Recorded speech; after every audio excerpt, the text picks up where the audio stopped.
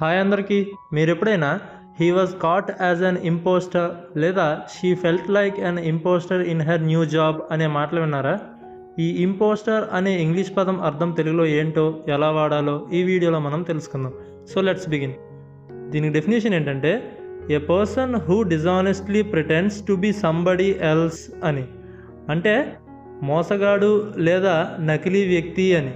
అంటే తనను తాను వేరే వ్యక్తిగా నటించి లేదా తప్పుడు గుర్తింపుతో మోసం చేసే వ్యక్తినే ఇంపోస్టర్ అనే వర్డ్తో చెప్పచ్చు.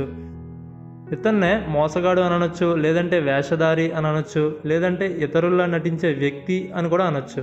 ఈ వర్డ్ని ఇంకో విధంగా ఎలా వాడతారంటే ఎవరైనా తన విజయానికి తాను అర్హుడిని కాదని భావించే వ్యక్తినే ఇంపోస్టర్ అనే వర్డ్తో కూడా చెప్పొచ్చు. దీనికి ఎగ్జాంపుల్ చూస్తే police caught the impostor using a fake ID.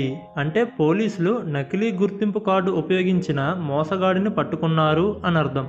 Video నచ్చితే లైక్ చేయండి. మరిన్ని వీడియోస్ కోసం ఛానల్ అయితే సబ్స్క్రైబ్ చేసుకోండి. Thanks for watching.